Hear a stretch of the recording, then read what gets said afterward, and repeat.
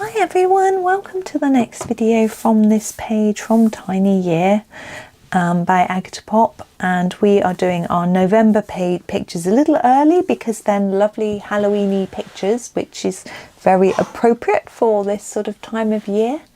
But this one isn't maybe quite so, but I don't think it's an ordinary pot of tea. We've got this thing growing out of it, but I think this is a love potion. What do you think? A love potion in a teapot. So that's how I'm going to colour it. I mean, not that it would look much different anyway. So we've got a heart to start with. I think I'm just going to dig in and do the heart, although I'm just thinking about what colour to do the teapot, what colour heart will match. Let's do the teapot first. I'd like a nice cobalt blue teapot. I really like a blue teapot. I've got a blue teapot. I've got 2 blue teapots, I think. Yeah, I don't know. I used to have 2 because one for caffeinated and one for decaf. Cobalt blue, which was always very useful. But now most people do seem to drink decaf, so it's not such a thing. There we go. And I don't tend to make drinks in a teapot very often anymore. Even when I used to do it for mother-in-law, she liked a nice teapot for afternoon tea. And sometimes I would make myself a nice pot of tea at breakfast time, but I don't tend to do it anymore. So I'm going to put a layer of cobalt blue on here, but now I'm going to start layering it up. So I want it darker down here at the bottom, where it would be a bit more shadowy on our spout compared to further up. So we just put a darker layer here and then scumble that in so that it blends. We've got a line. I'm going to put a little bit of darker on the top there, but not quite so much like that. Yeah, yesterday I was talking about the bog off offers. Buy one get one free being banned on unhealthy junk food. I'm hoping that what's going to happen is not that you know, people just end up spending more money, but that the food companies that make these things actually have a little think about what they can do to make their food less unhealthy. That's what happened when we brought in the sugary drinks tax. So drinks that contain more than a certain amount of sugar got a certain amount of tax added on, and then drinks that contained a bit less got less tax. There were 2 levels of taxation, and the idea was to try to reduce the sugar in drinks. Now it did work, but it was problematic in my opinion. Unfortunately, what happened is most drinks companies started either replacing or substituting some of their sugars with sweeteners. Now, I'm not entirely convinced that sweeteners are healthy.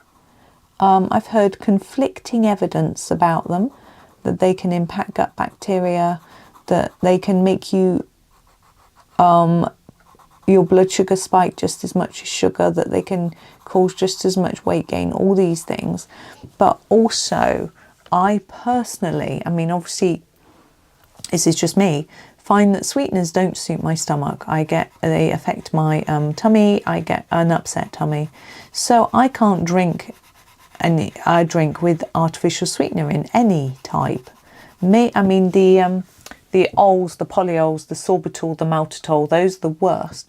But even aspartame and ones like that, and saccharins, NutraSweets, they can affect me too. So it means that now I don't drink anything with regards to a soft drink. Now, I'm not a big fan of them anyway. I've never drunk them to excess. I've usually only drunk socially. It sounds like alcohol. It's not alcohol. I just drink socially. No, but it just means that now I just drink water. If I was out, like, you know, if I was sort of out in a restaurant or something, I'd probably have a juice, to be fair, a fruit juice, rather than a fizzy thing. I can't take fizz. But sometimes I would like a little Ribena. Ribena, for those of you who aren't familiar, is blackcurrant juice drink, which is it's blackcurrant flavour mixed with water, and it's not always fizzy.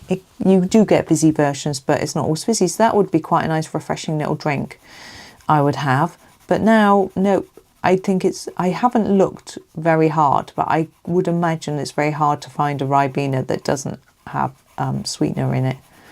So yeah, I think that plan, now that looks really messy. I find teapots quite difficult. So I want this bit to be darker and this bit to be darker and it to fade to the middle. So I'm just going to keep working on it while I yap on about sweeteners and things. But with this junk food tax, it affects a lot more products. So it affects confectionery, so sweets, chocolate, candies, cakes, biscuits, breakfast cereal,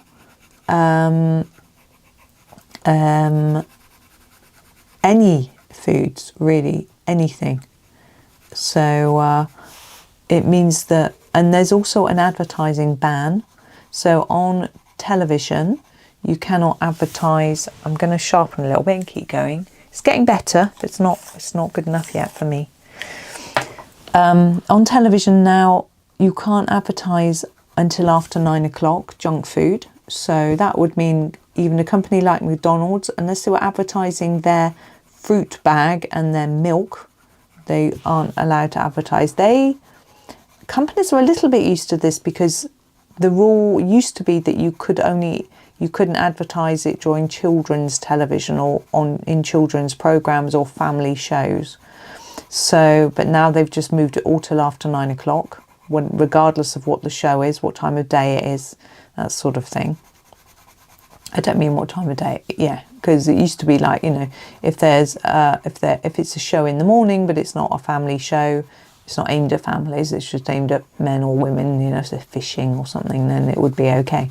Yeah, I don't know where fishing came from, but there are fishing shows. So that is already there, but also is going to be an online one as well, and they can't at all, not allowed to advertise online at all. I don't know how that's going to be policed. I have no idea, but it's going to be quite interesting. And they have these very complicated ways of defining what a junk food is that can't be advertised. So they have a point system. I was having a look on the government website yesterday. It was quite complicated but interesting at the same time. The language wasn't complicated, it was just the way they calculate it. So they didn't completely explain it. So you get positive points if you've got healthy aspects to the food. So let's say it's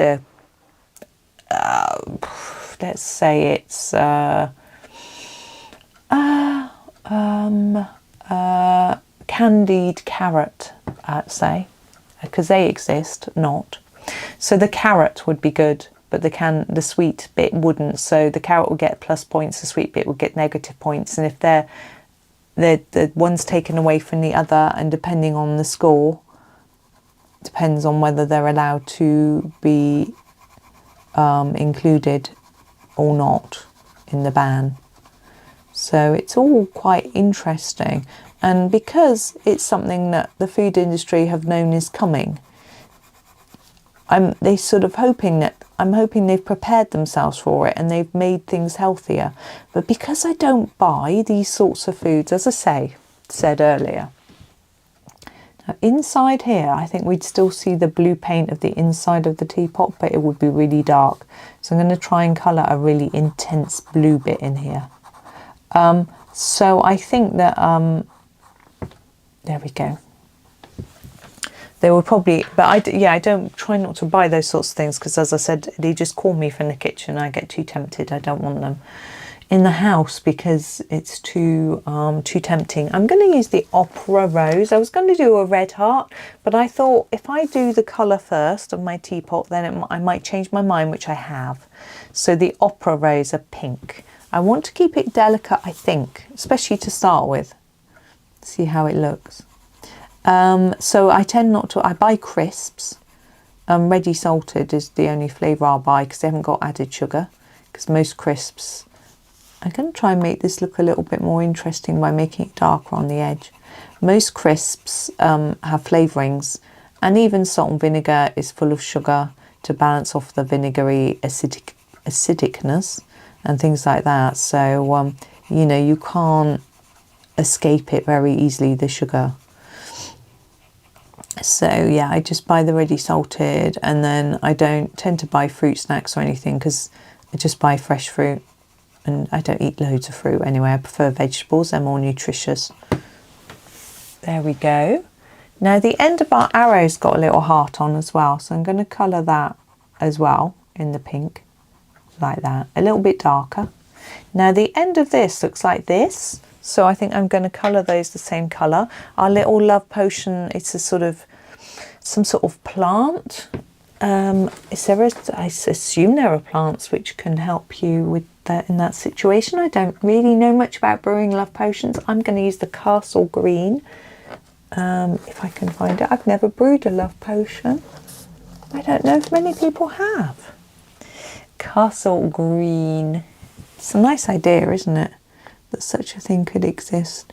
But then forcing someone to fall in love with you, it sounds a little bit, you know, would it work? Would it last? Do we know of any tales where it happened? It happened in A Midsummer Night's Dream, didn't it? Which is obviously based on reality. Now what I want to do is have a little bit of steam coming out of our teapot. I'm going to go back to my Opera Rose. I'm just going to put a really light, really light, sort of pinkish tinge there, as if we've got a bit of a love. I think it would be pink, like that. But what I'm going to do too is these little dots of magic we're going to do in a pink pen. The Sakura, look how messy they are. It's terrible. Why am I showing you my mess? Right, I want my lightest pink. Here it is.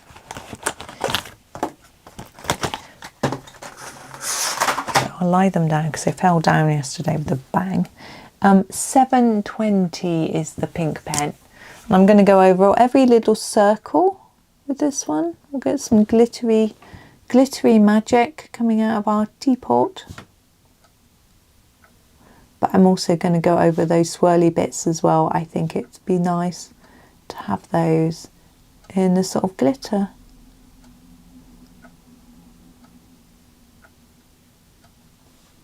There we go. So let's tidy that up slightly. There we are. We'll straighten it up slightly. So that was quite a simple one, wasn't it, today? Because I didn't mix the colours up very much, but I just like a cobalt blue teapot. So I apologise, you could do any colour you want. It's not going to make any difference to the look, but you may need to, oh excuse me, change the colour of your heart to match whatever colour. And you have to do a red teapot, then you don't want a red heart or whatever, you know, or a much darker one. But there we go, that is our second video done for today. So thank you. Oh gosh, that was a noisy train horn. Thank you so much for watching. I hope that you enjoy the rest of your day, and happy colouring.